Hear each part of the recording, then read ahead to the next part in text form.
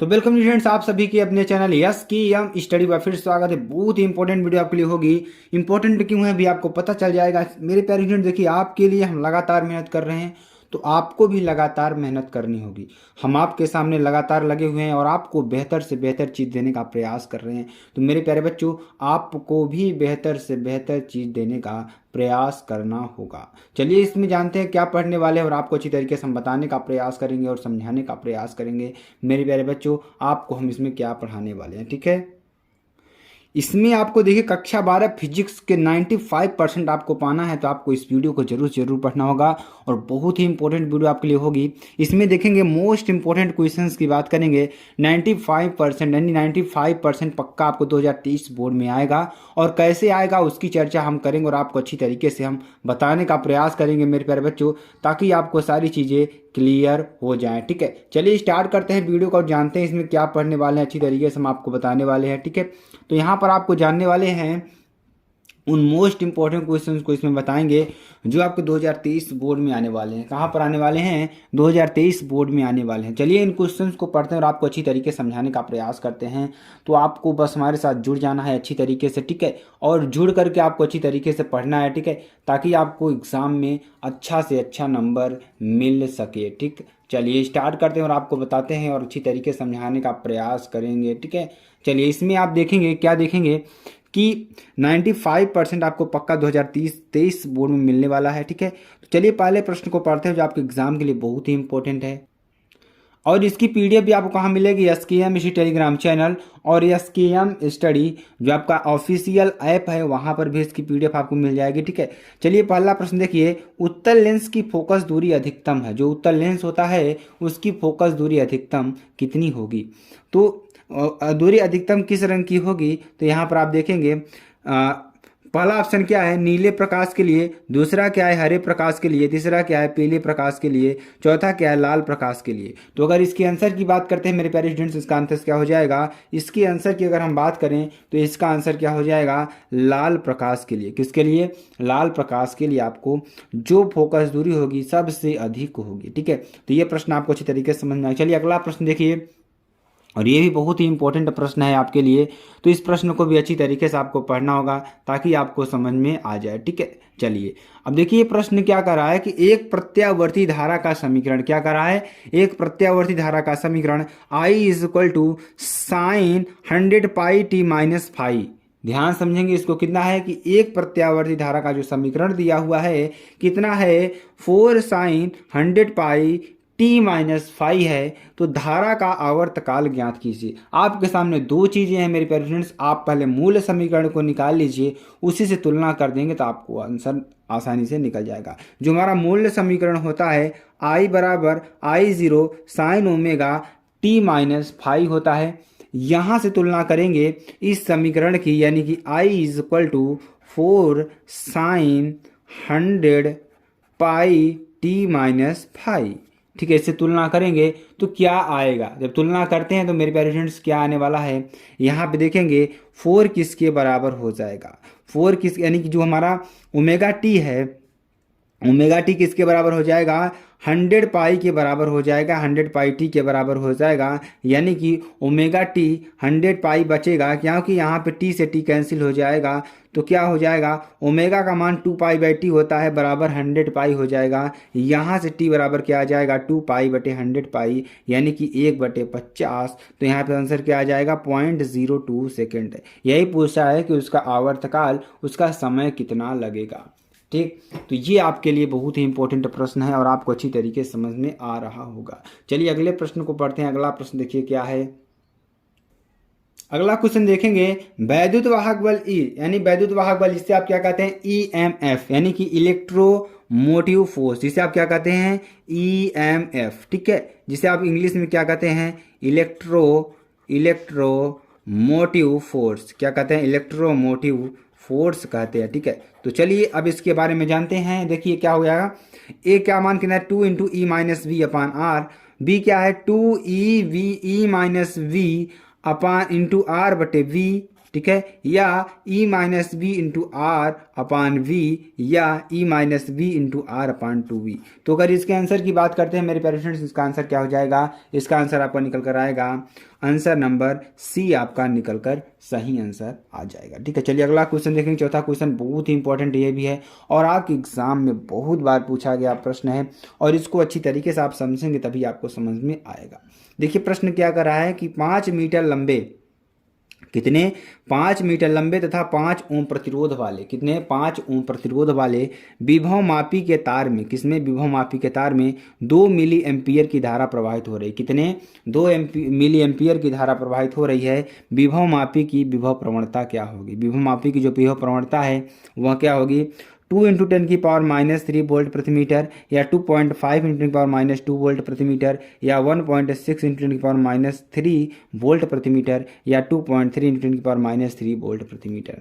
तो यहाँ पर अगर आंसर की बात करेंगे तो आंसर आपको निकालना होगा, विभव प्रवणता कितना होता है, आई बराबर आई इंटू रो, क्या होता है, आई इंटू रो। आई का मान कितना दिया है, 2 इंटू 10⁻³ दिया है, कितना दिया है, 2 इंटू 10⁻³ एम्पियर दिया है। उसके बाद क्या कर रहा है कि तार की एकांक लंबाई का प्रतिरोध, तार की एकांक लंबाई का जो प्रतिरोध है क्या होगा। ठीक है, तो इसको भी अच्छी तरीके से समझते हैं और आपको अच्छी तरीके से बताने का प्रयास करेंगे। ठीक है, तो तार की लंबाई का जो एकांक प्रतिरोध है क्या होगा, rho is equal to 5/5 1 ohm प्रति मीटर, क्या, 1 ओम प्रति मीटर, जहां से rho is equal to R by L, क्या हो जाएगा, rho is equal to R by L. ठीक है, तो ये आपको समझ में आ रहा होगा। तो यहां से देखेंगे के इज इक्वल टू, यहां से आपको देखिए रो का मान कितना हो जाएगा, 5/5, ठीक है, ओम प्रति मीटर, यानी कि रो का मान कितना होता है, R/L। ठीक है, जहां से आपको क्या कर रहा है कि 5 मीटर लंबे था, 5 ओम प्रतिरोध, 5/5, तो क्या हो जाएगा, 1 ओम आपका आ जाएगा। तो के इज इक्वल टू क्या हो जाएगा, इस फार्मूले से अब रखेंगे, इस फार्मूले में इसका मान रख देंगे, तो 2 इंटू 1 क्या हो जाएगा, 2 इंटू 10⁻³ इंटू 1, तो क्या हो जाएगा, 2 इंटू 10⁻³ वोल्ट प्रति मीटर। ठीक है, तो यहाँ से देखेंगे और इसका आंसर क्या निकल कर आएगा, 2 इंटू 10⁻³ वोल्ट प्रति मीटर निकल कर आ जाएगा, जो कि आपके लिए बहुत ही इंपॉर्टेंट प्रश्न है और आपके एग्जाम में बहुत बार पूछा गया प्रश्न है। ठीक है, तो ऐसे प्रश्नों को आपको पढ़ते रहना है जो आपके एग्जाम के लिए बहुत ही इंपॉर्टेंट होंगे। ठीक है, चलिए अगला प्रश्न देखिए।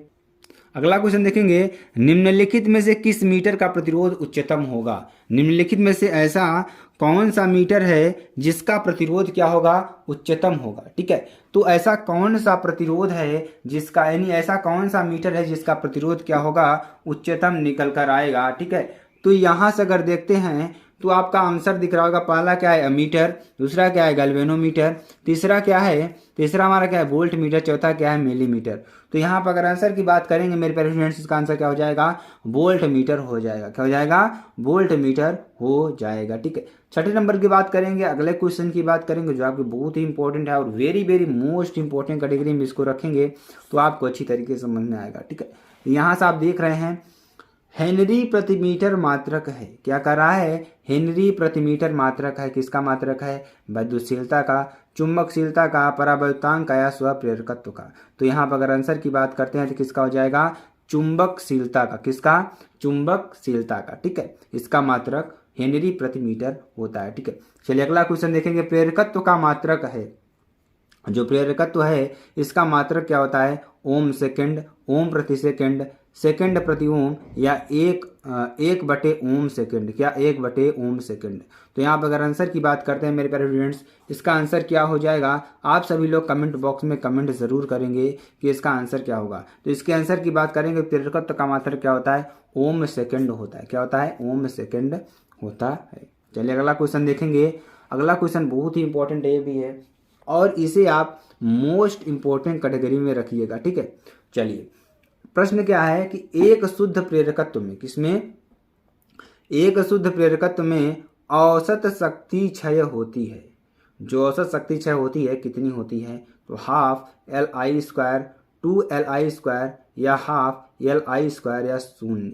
तो यहाँ पे अगर आंसर की बात करते हैं मेरे प्यारे स्टूडेंट्स, इसका आंसर क्या हो जाएगा, हाफ Li², क्या हो जाएगा, हाफ Li² इसका आंसर हो जाएगा। चलिए अगला क्वेश्चन देखते हैं। अगला क्वेश्चन देखिए, वोल्ट मीटर द्वारा मापे गए प्रत्यावर्ती धारा के मेंस का विभव, क्या करा कि वोल्ट मीटर द्वारा मापे गए प्रत्यावर्ती धारा के मेंस का विभव 200 वोल्ट प्राप्त होता है। कितना? 200 वोल्ट प्राप्त होता है। तो इस विभव का वर्ग माध्य मूल मान होगा। इस विभव का जो वर्ग माध्य मूल मान होगा क्या होगा? 200 √2 वोल्ट या 100 √2 वोल्ट या 200 वोल्ट या 400/पाई वोल्ट। तो यहाँ पे हो जाएगा विभव का वर्ग माध्य मूल मान, यानी कि VRMS बराबर क्या हो जाएगा? V0/√2 या 200/√2। तो यहाँ से अगर हम देखेंगे V0 का मान कितना दिया था? 200 दिया था। ठीक है, ऊपर आप देख रहे हैं प्रश्न में क्या है, यहाँ से जो विभव का मान है 200 वोल्ट दिया है। ठीक है, उसके बाद देखेंगे यहाँ पे तो 200 × √2/√2 क्योंकि नीचे वाले पोर्शन को हमें हटाना है, तो क्या हो जाएगा? 100 √2 × 100 वोल्ट हो जाएगा। ठीक है, इसका मल्टीप्लाई करेंगे तो 2 बचेगा। यहाँ पे 200 है तो 200 में कट जाएगा 100 से, तो यहाँ से √2 बच जाएगा। ठीक है, तो इसका आंसर क्या हो जाएगा? 100 √2 वोल्ट। तो इसका आंसर क्या हो जाएगा? आंसर हो जाएगा B 100 √2 वोल्ट। ठीक है, चलिए अगला क्वेश्चन देखेंगे। क्वेश्चन नंबर 9 की बात करेंगे जो आपके एग्जाम के लिए बहुत ही इंपॉर्टेंट है ये भी। तो एक कुंडली के सिरों के बीच क्या करा? एक कुंडली के सिरों के बीच 40 वोल्ट का प्रत्यावर्ती वोल्टेज लगाने पर, किसका? 40 वोल्ट का प्रत्यावर्ती वोल्टेज लगाने पर इसमें 80 मिली एम्पियर की धारा प्रवाहित होती है। कितनी? 80 मिली एम्पियर की धारा प्रवाहित होती है। तो कुंडली का प्रेरणिक प्रतिघात होगा। कुंडली का प्रेरणित प्रतिघात क्या हो जाएगा? यहाँ पे देखेंगे 500 ओम 2 × 10⁻³ ओम, 20 ओम या 3.2 ओम। तो यहाँ पर अगर आंसर की बात करेंगे, पहले इसको सॉल्व करेंगे। सॉल्व कैसे करेंगे? V = क्या हो जाता है? IXL क्या होता है? IXL होता है। यहाँ से आप देखेंगे XL बराबर क्या हो जाएगा? V/I हो जाएगा। ठीक, तो यहाँ से V का मान 40 बटे I का मान 80 × 10⁻13। तो इसको सॉल्व करेंगे तो क्या हो जाएगा? 500 ओम। क्या हो जाएगा?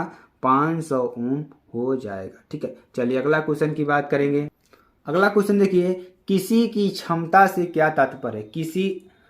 किसी लेंस की क्षमता, यहाँ पे सॉरी स्टूडेंट क्या हो जाएगा? लेंस हो जाएगा। ठीक है, किसी लेंस की क्षमता से क्या तात्पर्य है, इसका मात्रक लिखिए। ठीक है, तो किसी लेंस की क्षमता से क्या तात्पर्य है, इसका मात्रक लिखना है। तो किसी लेंस की क्षमता P बराबर P लेंस की फोकस दूरी के प्रतिलोम के बराबर होती है। किसके? लेंस की फोकस दूरी के प्रतिलोम के बराबर होती है, अर्थात P = 1/f मीटर। क्या? P = 1/f metre. ठीक है, तो ये आपको समझ में आ जाएगा अच्छी तरीके से। चलिए अगला क्वेश्चन देखिए, अवतल लेंस के प्रथम फोकस की परिभाषा लिखिए। क्या कर रहा है? अवतल लेंस के प्रथम फोकस की परिभाषा लिखिए। तो अवतल लेंस के मुख्य अक्ष पर, जो अवतल लेंस होता है उसके मुख्य अक्ष पर स्थित वह निश्चित बिंदु जिसकी ओर जाती हुई प्रकाश किरण लेंस से अपवर्तन के पश्चात मुख्य अक्ष के समांतर हो जाती है, अवतल लेंस का प्रथम फोकस कहलाता है। ये आपको समझ में आ जाया होगा। चलिए अगला क्वेश्चन देखेंगे, उन भौतिक घटनाओं का उल्लेख कीजिए जिनसे प्रकाश के तरंग रूप की पुष्टि होती है। उन भौतिक घटनाओं का उल्लेख कीजिए जिनसे प्रकाश के तरंग रूप की पुष्टि होती है। तो प्रकाश का व्यतिकरण, विवर्तन व ध्रुवण घटनाएं प्रकाश की तरंग प्रकृति की क्या करते हैं? पुष्टि करते हैं। ठीक है, चलिए अगला क्वेश्चन देखेंगे, सूर्य के प्रकाश हेतु पृथ्वी पर तरंगार्घ की आकृति कैसी होगी? तो सूर्य के प्रकाश हेतु पृथ्वी पर जो तरंगार्घ की आकृति होगी कैसी होगी? यह मूलतः बहुत अधिक त्रिज्या का गोली तरंगार्घ है। क्या है?